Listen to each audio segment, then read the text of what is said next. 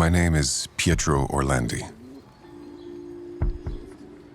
5 years ago, I walked this same path through the Vatican St. Peter's Square,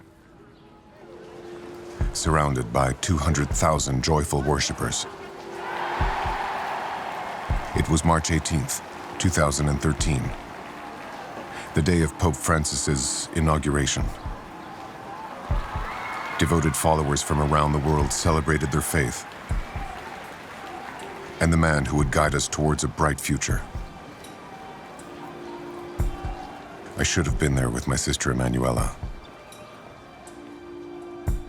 Instead, I was alone, looking to our new pope for answers. Seeing me, the head of security whispered a message. Then Pope Francis assured me, "Your sister is in heaven." I was touched and stunned. How did the Pope know my sister was dead?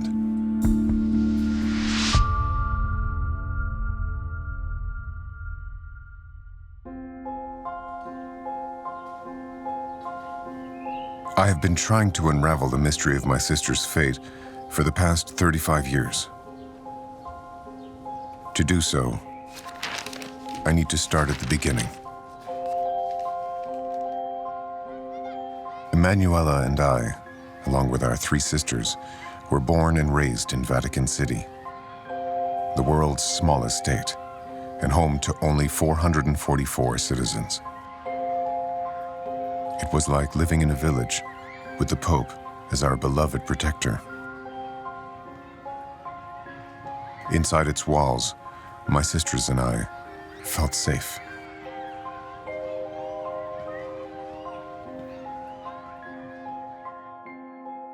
My father worked at the Vatican Prefecture,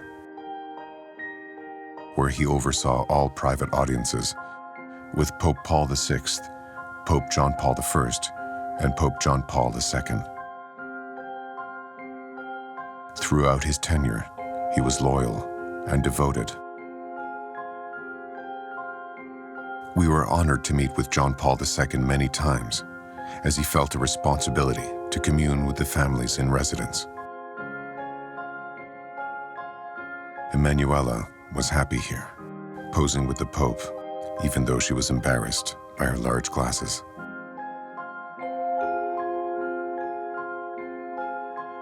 Despite our 8-year age difference, we were always close. And I watched with pride as she pursued her passion for music.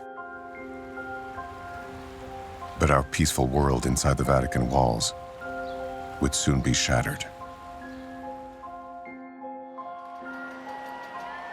On May 13th, 1981, Pope John Paul II was passing through an adoring crowd of supporters when the piercing crack of gunshots rang out.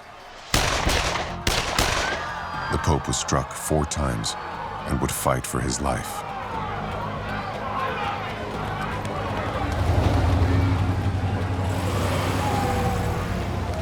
As doctors worked to save him, we were left to grapple with agonizing new questions. How could something like this happen to the Pope?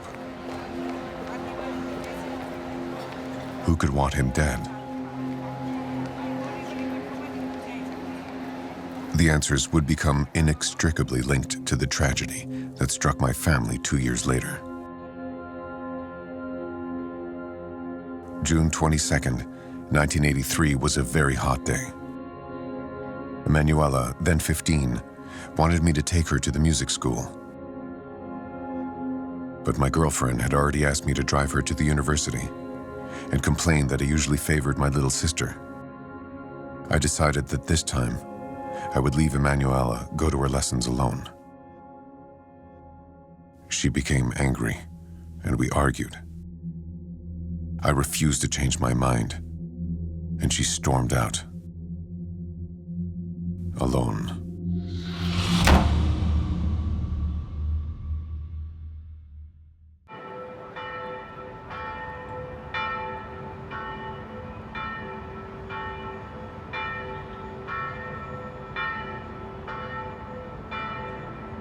Later that afternoon, Emanuela called home and spoke with our sister Frederica. She said that on her way to the music school, a man had stopped her to offer a great job distributing promotional materials for Avon. La cosa che mi ha lasciato molto perplessa è innanzitutto il compenso, che era sui 350.000 lire, un po' tanto per una giornata di lavoro, specie insomma una ragazzina così giovane.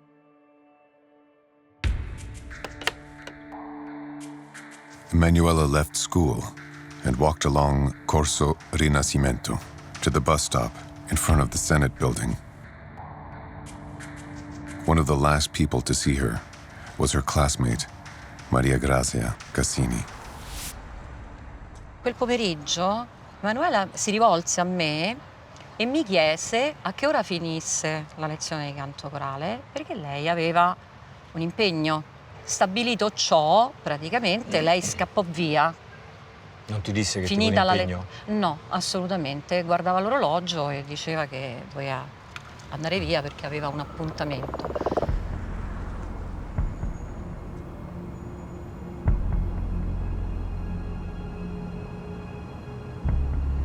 Infatti io la rincontrai alla fermata dell'autobus. Arrivato l'autobus, sono salita con i miei compagni di scuola e me ne sono andata. Emanuela should have been on her way home, but she stayed behind, presumably to meet the man who'd offered her the Avon job. My elder sister Natalina remembers that night like it was yesterday. In testa sono rientrata la sera dopo le 8 a casa perché ho lavorato tutto il giorno e ho trovato solo mia madre disperata che Emanuela non era rientrata. Andatela a cercare, le sarà successo un incidente. That night, nobody slept. As my family prayed for Emanuela's return, I searched the streets.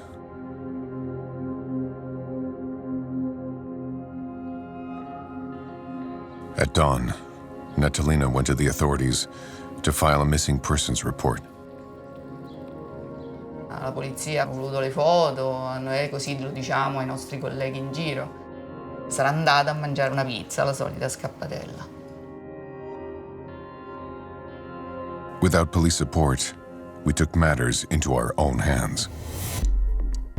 Printing hundreds of posters, and Rome awoke to Emanuela's face plastered throughout its streets.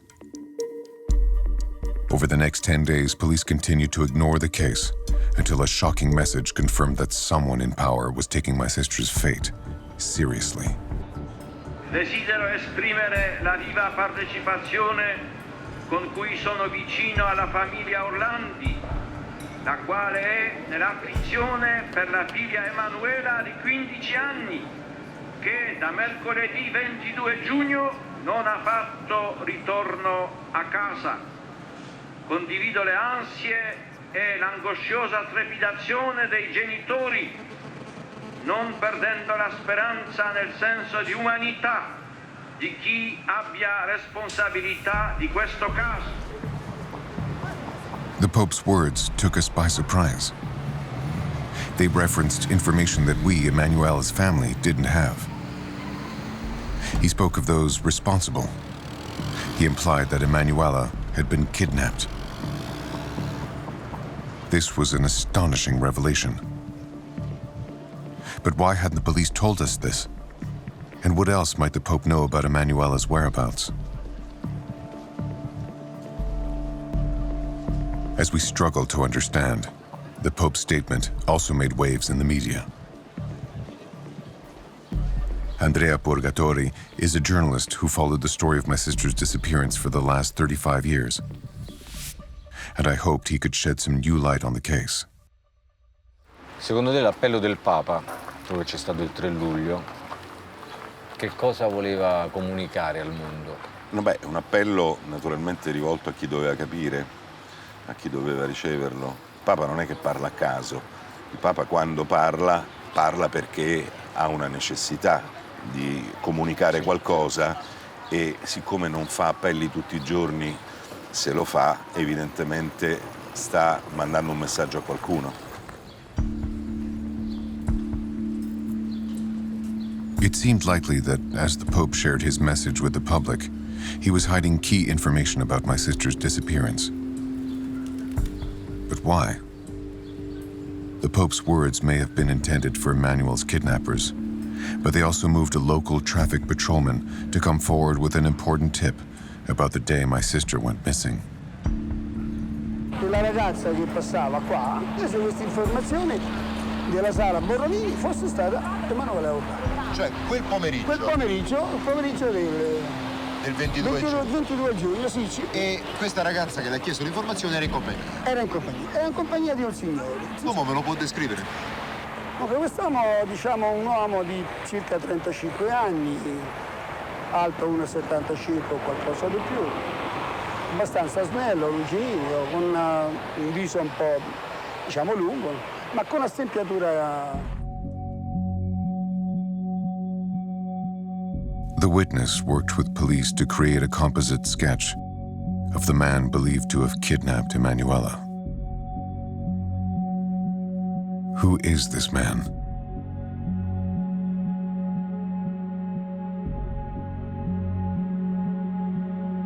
"13 days after my sister disappeared, my father received a shocking phone call.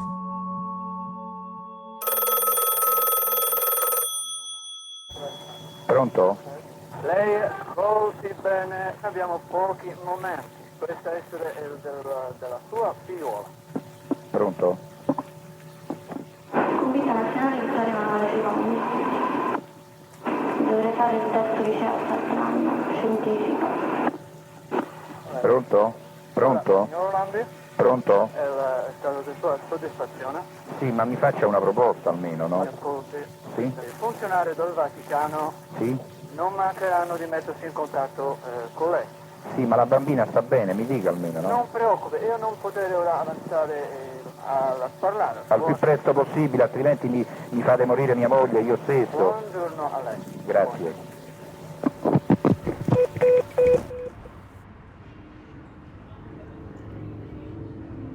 The kidnapper's call gave us new hope. Hope that swelled when we learned that they had also called the Vatican press room.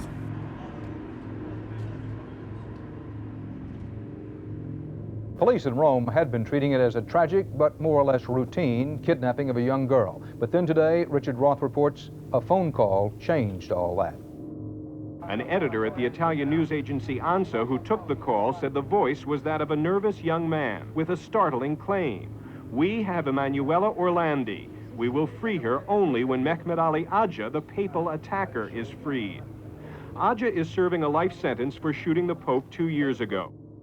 Investigators here are now trying to find out whether the Vatican's first kidnapping in modern times may also provide clues to the attempted assassination here 2 years ago of Pope John Paul. The kidnappers gave authorities only 14 days to secure Ali Agca's release.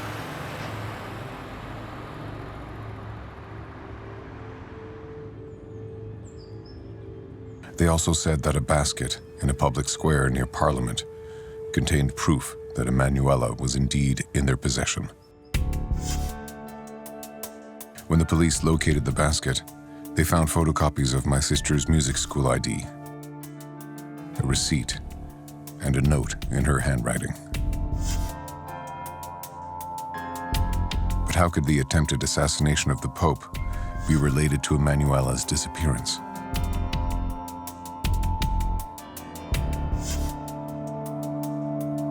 Three days before the July 20th deadline, Pope John Paul II made another public plea to the kidnappers. Standing outside his window in front of thousands of people for the whole world to see. Never before had a pope been so outspoken about a civilian crime. Per parte mia posso assicurare che si sta cercando di fare quanto è umanamente possibile per contribuire alla felice soluzione della dolorosa vicenda.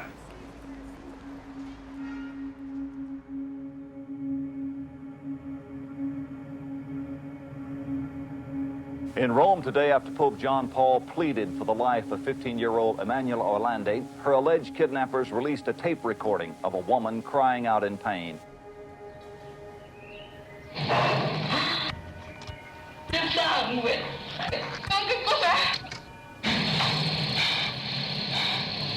At times, I was sure I could make out Emanuela's voice. But since no male voices could be heard, I knew the recording had been edited.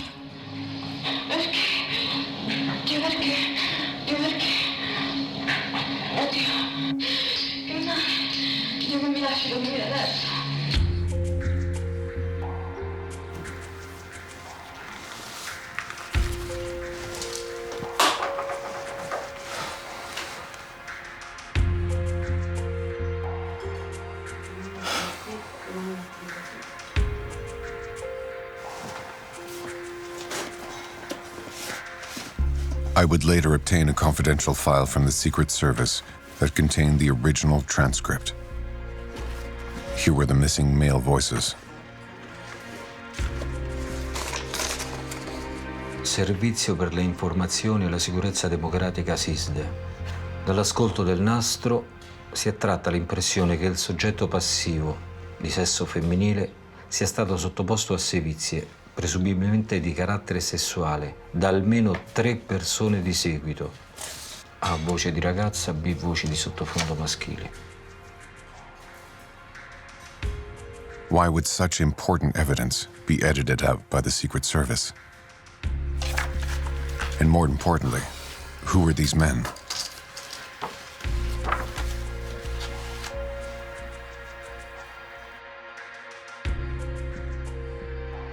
The same day they sent the recording, the kidnappers demanded a direct phone line to discuss my sister's release. But they weren't talking to the police. They wanted to negotiate with the Vatican. Intanto la sala stampa della Santa Sede ha diramato, e l'ho fatto poco fa, il seguente comunicato. In merito alla richiesta da parte dei rapitori di Emanuela Orlandi di una linea telefonica diretta, si notifica: la linea telefonica è stata installata. Il relativo numero è 6985, al quale va aggiunto il codice indicato.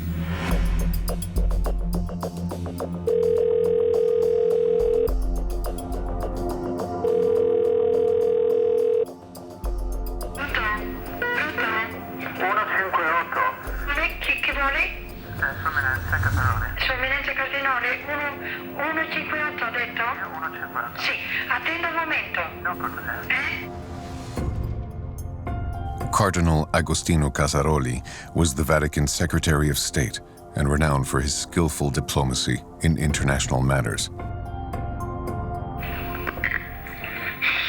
Sua Eminenza, c'è il numero di codice.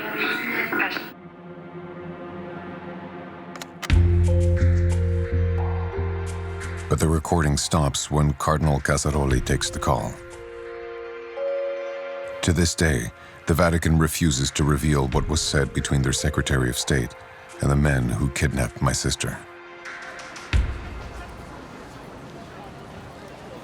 Che idea ti sei fatto? Il telefonista, quello che chiese la linea diretta con la Segreteria di Stato, che poi alla fine ottenne. Ma intanto non solo ottenne la linea telefonica, ma come ci fu il primo contatto diretto con Casaroli, perché questo è quello che mi dissero, chiese formalmente allo Stato italiano e quindi alla polizia, ai servizi segreti italiani, di fare un passo indietro, cosa che loro fecero. The deadline to release Aliaga and potentially save my sister was only 3 days away. So why were the police removing themselves from the negotiations? Why were they letting the Vatican do their job?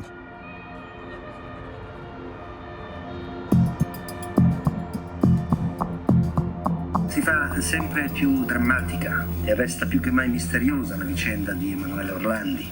Questa sera scade l'ultimatum. Se non sarà liberato Ali Akçaa, la ragazza sarà uccisa. The July 20th deadline came and went. Aliaga remained in prison and the kidnappers went silent. We had no idea if Emanuela was dead or alive.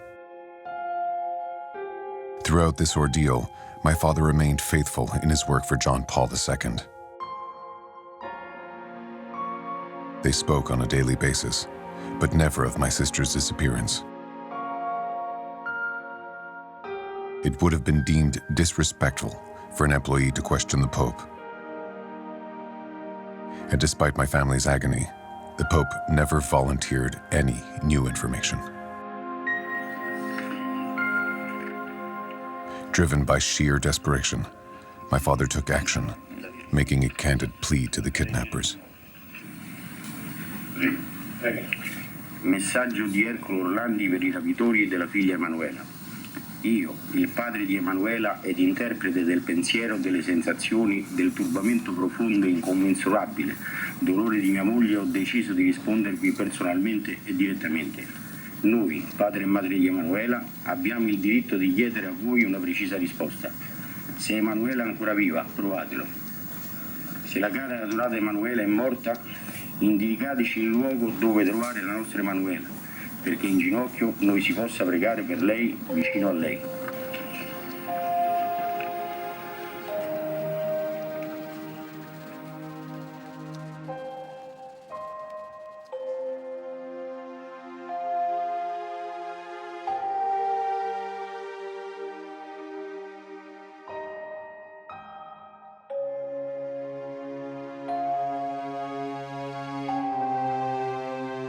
By Christmas Eve, Emanuela had been missing for 6 months.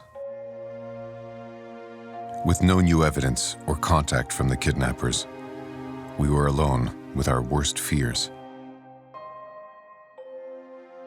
But a surprise visit pulled us out of our despair. Pope John Paul II shed new light into the dark mystery of Emanuela's fate. He said there were 2 types of terrorism, national and international.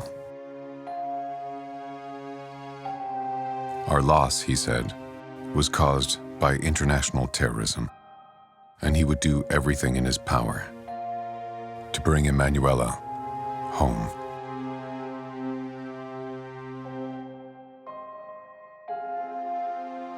My mother and father were overcome with gratitude for the Pope, who had not given up on finding my sister alive. His words renewed our confidence in the Vatican State authorities. During this same visit, John Paul II unexpectedly offered me a job at the Vatican Bank. As a 23-year-old with no relevant experience, I was delighted.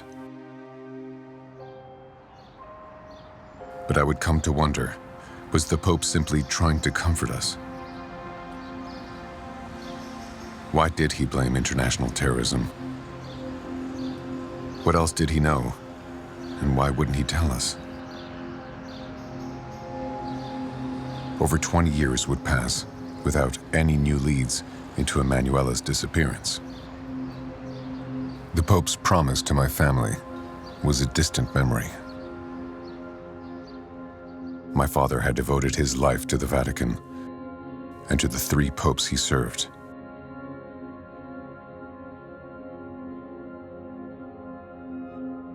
But by the time of his death in 2004, he had lost all confidence in the Catholic Church. With his last breath, he lamented, "I have been betrayed by whom I served faithfully."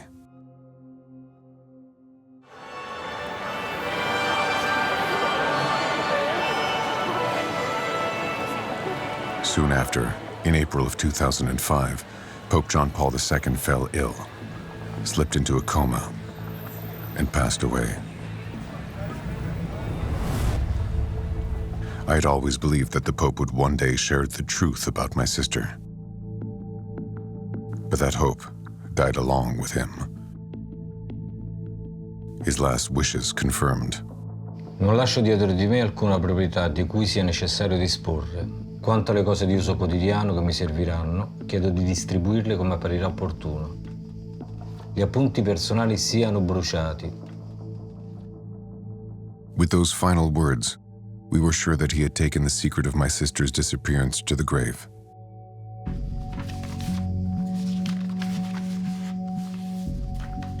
But a year later, I learned that Pope John Paul II had appointed Don Stanislao, a long-time and influential aide, to carry out his final requests. And that Stanislao had defied the Pope's wishes. He declared, I did not burn them. They were too important. I called the John Paul II Foundation for over a decade, hoping to be granted access to the personal notes that Don Stanislao kept. But every request was denied. Maybe today, in 2017, the answer would be different. Sì, pronto? Pronto? Mi chiamo Pietro Orlandi. Non so se ricorda, sono il fratello di quella ragazza scomparsa, Emanuela Orlandi, nel 1900. Sì. E niente, siccome sto facendo delle continue ricerche, sapevo che lì da voi c'era custodita la documentazione di Giovanni Paolo II. Volevo sapere se era possibile consultarla. Può venire direttamente. E quindi posso chiedere di lei, com'è il suo nome? Mi chiamo Padre Andrea. Padre Andrea, va benissimo, grazie mille. A presto allora. Prego. Grazie. Prego, arrivederci. Ciao.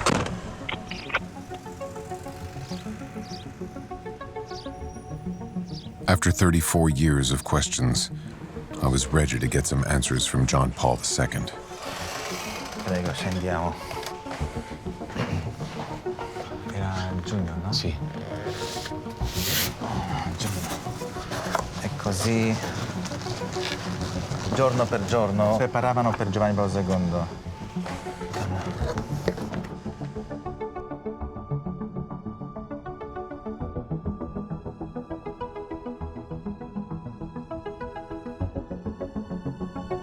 I searched for hours, but found no trace of the Pope's personal notes. Nothing. Could they have been moved? Perhaps they were never here to begin with.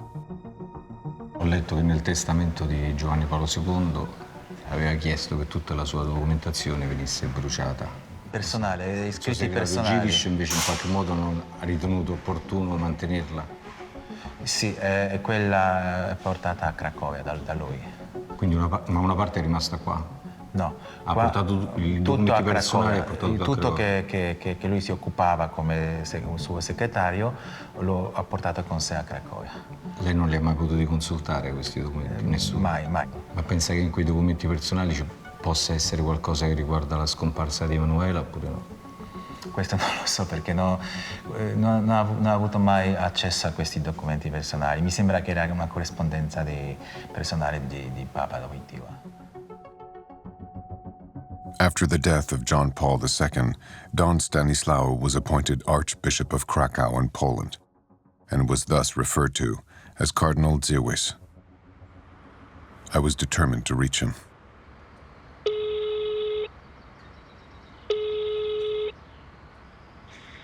Pronto? Salve, sono Pietro Orlandi e vorrei parlare per cortesia con il Cardinal Dziwisz. Sì, mi può chiamare più tardi per cortesia? E verso che ora? Sì, fra un paio d'ore, ok? Grazie. Ok, grazie a lei.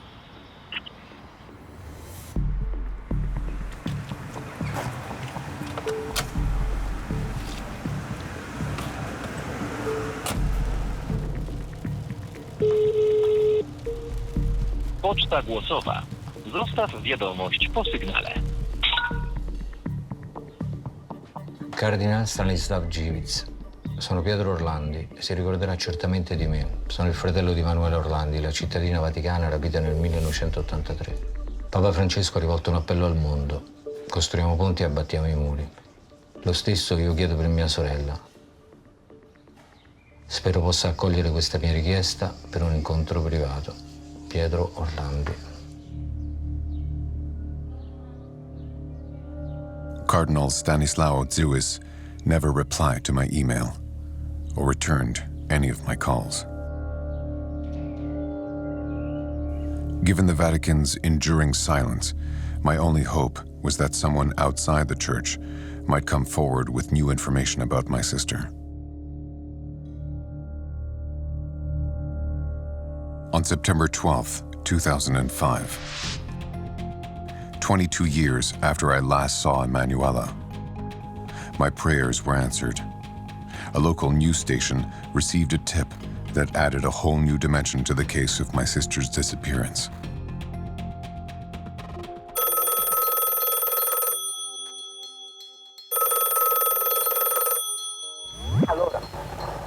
Riguardo al fatto di Emanuela Orlandi, per trovare la soluzione del caso, andate a vedere chi è sepolto nella cripta della Basilica di Santa Apollinare e del favore che Renatino fece al Cardinal Poletti all'epoca. Nella Basilica di Santa Apollinare, dove questo signore anonimo ci ha detto andate a vedere, si diceva che fosse stato sepolto appunto Enrico De Pedis, un bandito della banda della Magliana. La Magliana è un quartiere qui di Roma. The newspapers started reporting on Emanuela's case again. And with that, my hope of finding the truth was renewed. La chiesa di Santa Apollinare fu proprio il mio giornale, quello dove lavoravo allora, Il Messaggero, a scoprire che era sepolto Renatino, ovvero Enrico De Pedis, l'ultimo importante capo della banda della Magliana, prima che questa si consumasse in ammazzamenti vari. Come mai un malavitoso, un uomo ucciso sulla pubblica strada nel 1990 ottiene una sepoltura così incredibile, così altolocata, perché lì non c'è soltanto un sepolcro qualunque nella chiesa di Santa Apollinare. La chiesa di Santa Apollinare è il luogo dove venivano sepolti da secoli soltanto principi, grandi artisti. E poi c'è De Pedis. Enrico De Pedis was the first person to be admitted to the Santa Apollinera cemetery in over a century. What could make this man, a known gangster, worthy of burial alongside the most revered and respected figures in Rome?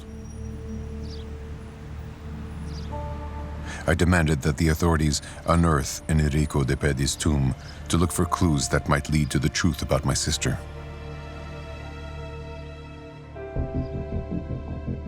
But my pleas were ignored. So I turned to the media, who had followed Emanuela's case alongside us, in hopes that public pressure would force a change of heart. Ho parlato con persone vicine all''ndrangheta, alla mafia, alla massoneria, ai servizi. Sono diventato una spugna. Many people expressed solidarity and showed great support in my search for the truth.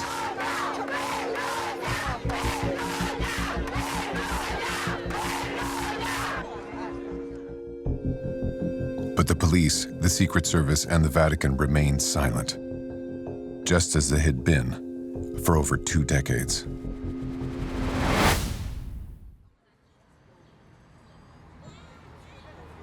No one came forth with an official explanation as to why De Pedis' tomb shouldn't be excavated, or why he'd been buried at St. Apollinera's in the first place. E poi l'autorizzazione deve essere del Vicariato di Roma, anche del Ministero degli Interni, perché quello è un tipo di sepoltura particolare dove viene richiesto il curriculum vitae della persona e le opere di bene che ha fatto in vita per poter vedere meritare. che opere di bene ha fatto De Pedis a chi? De Pedis probabilmente tra tutti i componenti fondatori della banda della Magliana, cioè aveva una testa diversa, aveva una testa e una capacità di interloquire anche con mondi politici, dei servizi e di quant'altro che insomma gli altri forse non avevano. Despite 3 years of effort, I hadn't been able to convince the authorities to excavate De Pedis' tomb. But on the 25th anniversary of Emanuela's disappearance, a journalist called with an extraordinary story involving De Pedis and a renowned beauty, Sabrina Minardi. In the late 1970s, Minardi was a famous figure in Rome, married to a football superstar, Bruno Giordano. But in 1982, she created a scandal, leaving Gionardo for De Pedis.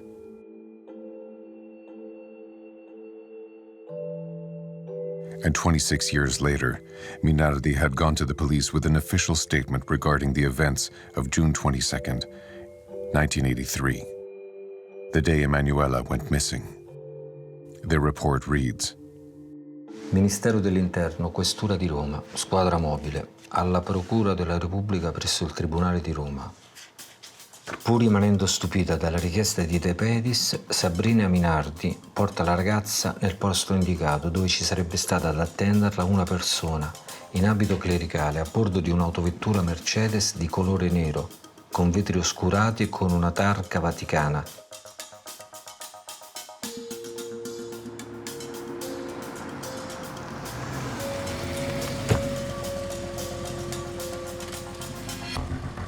Emanuela un po' piangeva, un po' rideva, era come drogata. Chiedeva del fratello. Poi la presero dalla macchina quasi di peso.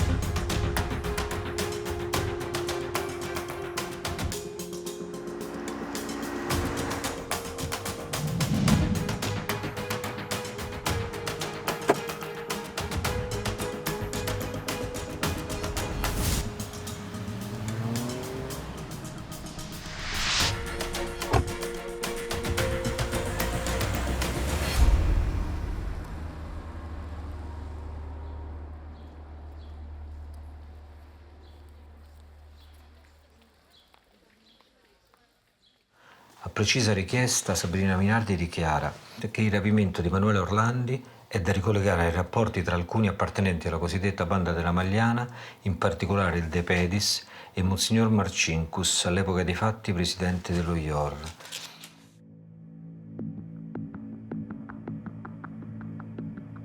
Marcinkus. Archbishop Paul Casimir Marcinkus, head of the Vatican Bank. I knew this man. He was my boss for many years, starting when the Pope offered me a job at the Vatican Bank on that Christmas Eve of 1983. Ho conosciuto bene Marcinkus. Sì, lui ha avuto un ruolo nel sequestro di Emanuela, è stato un grande attore con noi. Perché forse era una delle persone in Vaticano più vicine a mia madre e mio padre, quando li incontrava. Quando loro andavano sempre a pregare in giardino, mentre gli altri cardinali, appena li vedevano da lontano, mio padre e mia madre che passavano, deviavano e si allontanavano. Dopo la Sì. tragedia. Lui era l'unico che si avvicinava e stava lì con loro, chiacchierava con loro di qualunque cosa. Quindi, ripeto, era un grandissimo attore, oppure non c'entra nulla col sequestro di Emanuela. Propendo per la prima ipotesi.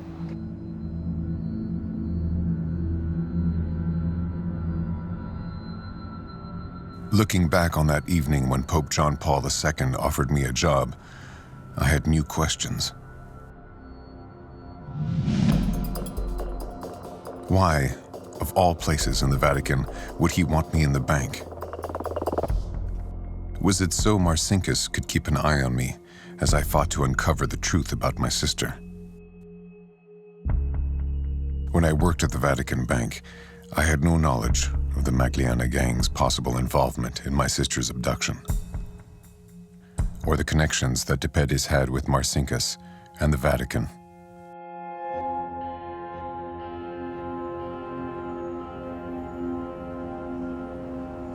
After 26 years of service, I left the Vatican Bank in 2009. The Vatican's official explanation was early retirement. But in fact, I was pushed out. Perhaps I was getting too close to the truth.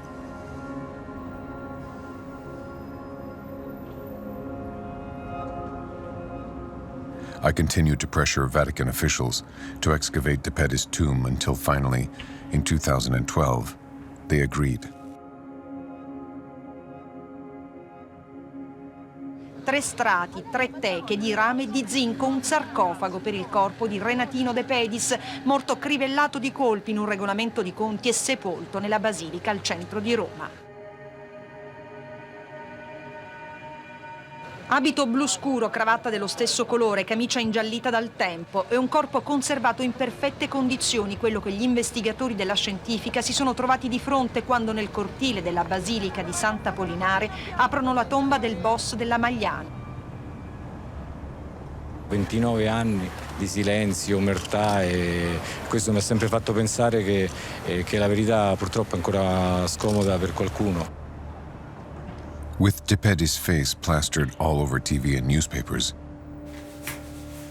I suddenly made a connection to the first piece of evidence related to my sister's disappearance.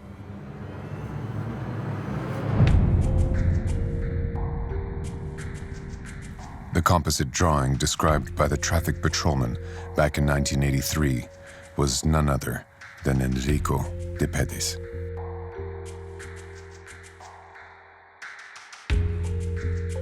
I finally knew who had kidnapped my sister.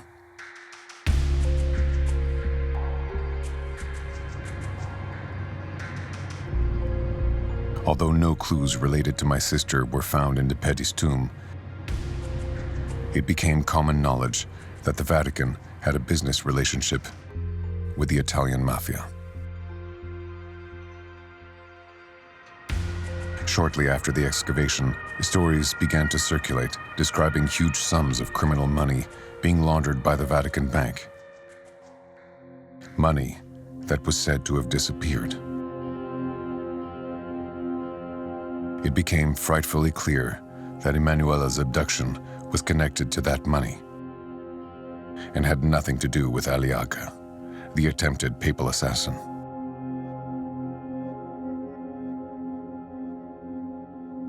That story was fabricated by the Vatican and the Mafia to divert the public's attention away from the real culprits. And Aliaga was merely a character in their deceptive play.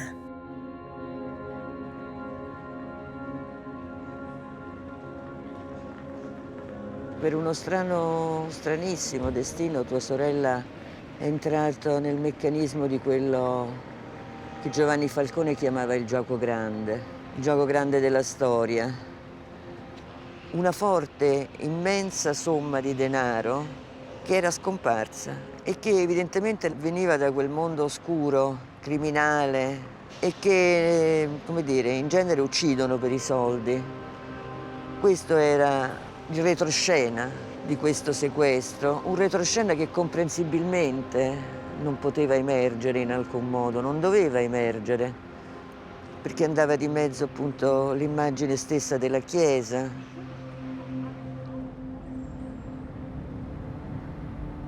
If my sister was kidnapped because the Magliana gang wanted their money back from the Vatican Bank, it begs the question, why would the Vatican take these large sums of money in the first place? What did they need that only dirty money could buy?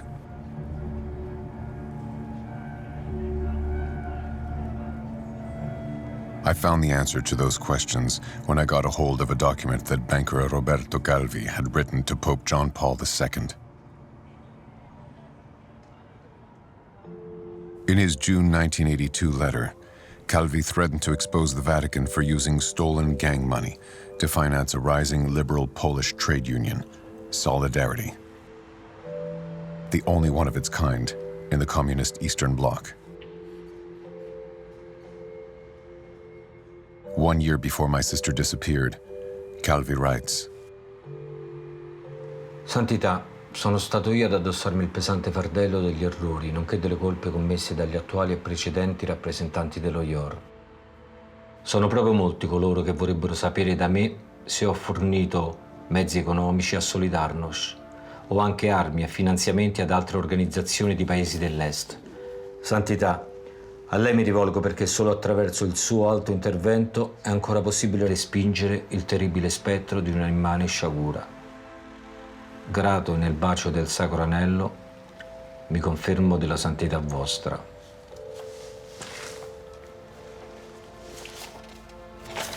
Roberto Calvi. 12 days later, Calvi was found dead in London's Thames River. Il banchiere è stato assassinato fra le 19 e le 22 di giovedì 17 corrente ed è stato appeso dagli assassini mediante la stessa fune con la quale è stato strangolato ad una impalcatura metallica sotto il lato nord del ponte di Blackfriars sul Tamigi mentre vi era l'alta marea.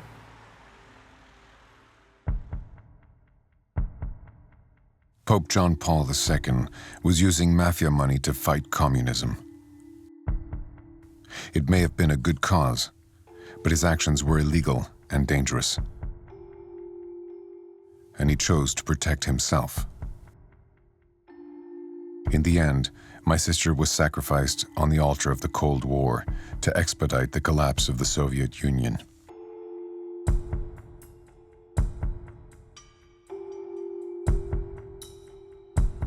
In 2016, more secrets seeped through the Vatican walls. I learned that the Vatican State and the Italian government had been quietly negotiating over my sister's case.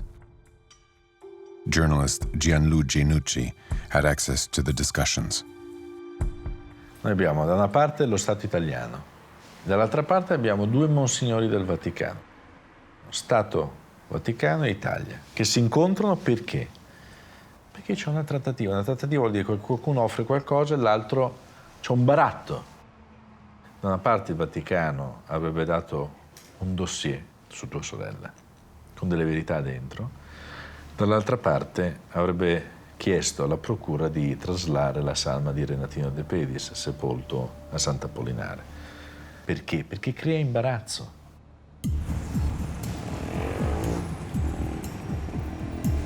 It was now clear why the Vatican allowed De Pedis' tomb to be excavated in 2012. The Italian government agreed to move De Pedis' body out of the Vatican, and the Vatican, in exchange, would share information about Emanuela's disappearance. But where is that information? What happened to my sister? In light of this new information, I filed an official complaint through one of Rome's top lawyers, Laura Sugoro. Al comandante del corpo della Gendarmeria dello Stato Città del Vaticano. Le fonti consultate riferiscono dell'esistenza di una trattativa avvenuta anche nel territorio dello Stato della Città del Vaticano tra la fine del 2011 e i primi mesi del 2012. Risulta quanto mai necessario che la Città dello Stato Vaticano apra un'indagine sulla scomparsa di Emanuela Orlandi e che chiarisca definitivamente ogni circostanza che vede coinvolta la Santa Sede in questa tristissima vicenda. Con osservanza, 21 novembre 2017. Questo ultimo fatto della trattativa, secondo me, è il fatto più importante accaduto in 34 anni. Certo, il fatto ancora più importante è che questa trattativa non sia di fatto mai stata smentita da nessuno. Quindi il silenzio da parte di entrambi non fa altro che avvalorare il contenuto di quanto è emerso. Quindi è necessario a questo punto che il Vaticano possa spiegare di questa trattativa e di tutte le incongruenze che ci sono state in questi anni. Anche perché Emanuela è cittadina vaticana.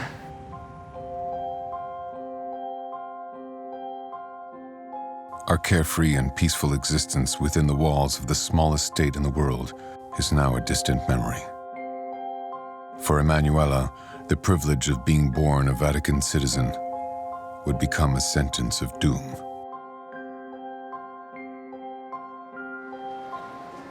And a tainted legacy that would deprive us of the truth. A truth that has only become more incomprehensible as the years pass. On April 27, 2014, Pope John Paul II was canonized. In the eyes of the Vatican, he was a saint.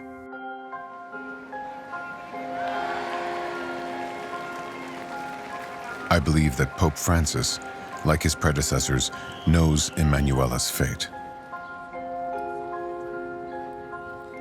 35 years have passed since my sister was taken from us. Since then, my citizenship to the Vatican City was revoked when I married an outsider. I was forced to retire early from the Vatican Bank.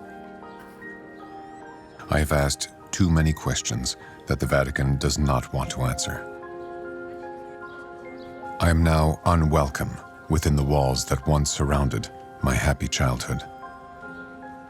But the pain I feel for my sister is stronger than the Vatican's resistance. The barricades to the truth that surrounded my family in this state, where my father devoted his life to the Pope, must fall. Now there is an official complaint implicating the state authorities in Emanuela's disappearance. They must take responsibility and tell us what they know. This time, there will be no secret negotiations.